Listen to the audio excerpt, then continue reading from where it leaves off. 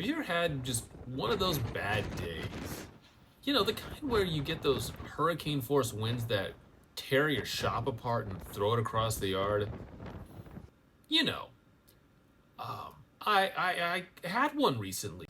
And as I looked at the 2x4 speared into my yard, I realized this had given me an opportunity to, well, let past me explain. Never let a good crisis go to waste, which this isn't a crisis. But this piece of garbage I've been wanting to get rid of for a long time, but I haven't had anything to patch the outer wall you're going to see in a second if I tear it out.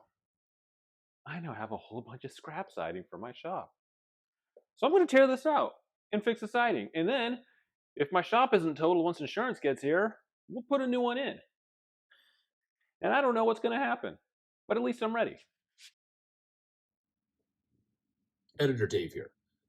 Almost every single thing I said in that clip ended up being wrong.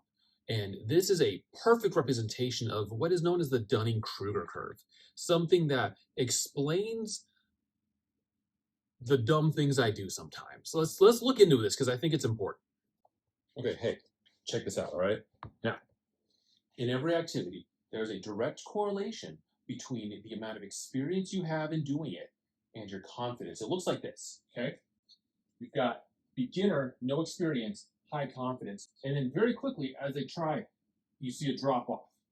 And then slowly, as experience builds, the confidence rises again, okay?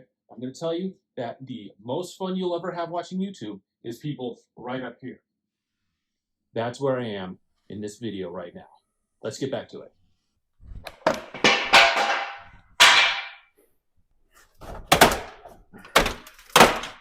Oh, I use this thing. Ugh. Something I've found to be really effective in the DIY space is when you don't know what you're doing, start smacking things with a hammer and start ripping it apart. That's almost always guaranteed to get you somewhere. Though maybe not where you want to be. Maybe just lost. Start pushing from the other side. Now, I'll be honest. I'm not 100% sure what I thought I would accomplish with an angle grinder and power drill here. But you can definitely tell where I am on that Dunning-Kruger curve as I confidently approach this task with no clue what I'm doing.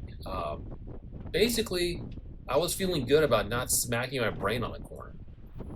Oh, and, losing screws in my grass. I won't regret that later, I'm sure. I think people really undervalue how important it is sometimes to just kind of hang off of something to see if it budges. And if it doesn't, there's always the sledgehammer. We're just gonna roll these clips. It's gonna be fun.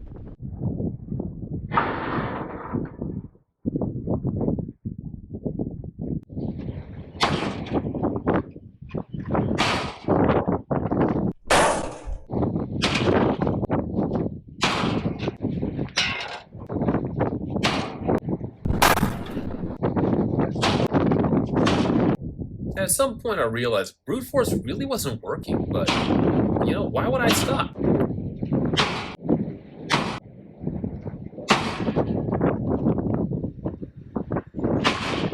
Okay, it really wasn't working. Maybe what I really had to do was smack it from the other side. Yeah, that did absolutely nothing as well. Okay, new plan.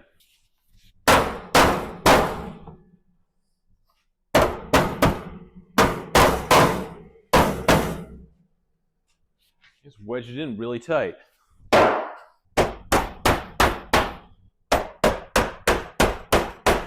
kind of just want to hook this up to my truck and pull, but that'll rip the wall out. It'd be hard to blame it on the wind when I'm filming. Having eliminated insurance fraud as an option, I had to go with another tried and true DIY trick, which is unscrew everything and just see what you find. This is an advanced method because you are going to lose every single screw. But on the bright side, I did finally make the first smart discovery of this entire project. I wonder if that's useful. Okay, so I had no idea at the time what I found. It looked cool, and hey, I've got a hammer, so I gotta try something. It is embarrassing to show this, but eventually I did finally, pull on it. Oh. There's something. Maybe I can try to pull the whole thing out from the front. Oh, that's why it's there. Okay. It took me a while to get this thing figured out, but, I'm starting to win here. And look on the bright side. I stopped hitting things. For now. So maybe blunt force trauma is not always the best option. You'd think after all this time. Maybe. Unproven. Perhaps. I still like it. Ow. But then I would be a little further along in that Dunning-Kruger curve, but I am nowhere I close. feel a high degree of certainty this is going to fall and hurt me. I'm still really confident. Drop it onto this table. And really dumb. That would be less of a fall. This is a terrible idea. Don't ever try it. But also, there's no one here to stop me, which may or may not be a bad thing. Should have locked the wheels.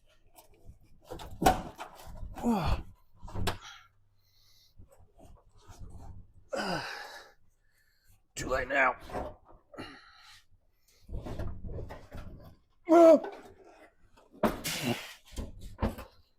Oh my word. Hey, look. There's screws. There's no way I was getting this out.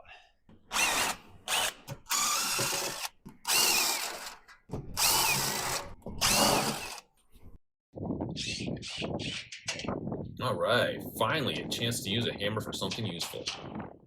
And also, here's my creepy hand. I'm pretty sure this is how you're supposed to do things. Dude, okay, chill. Getting aggressive there.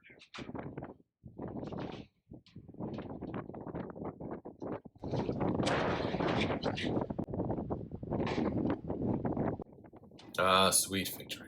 It's a moment that should be enjoyed. That's right. Sure, who's boss. If only those victorious moments could last. What? No. No! Why are they not the same size? Who does that?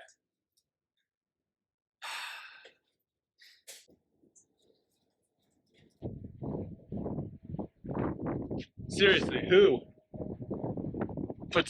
has two parts of the building with different siding that looks almost the same but isn't? I don't know if you just saw that, but my genius plan to replace this opening with scrap metal failed because the width of the ridges on the sheeting over there are not the same as on here.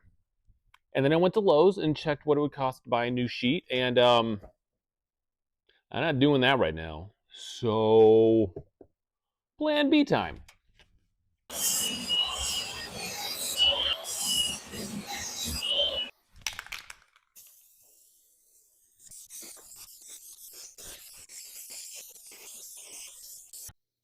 As I reflect back on this episode, I can honestly say I don't think I learned anything from it. But, I keep doing stupid stuff, so that means you keep getting these videos. I mean, I guess in the end that's a win, right?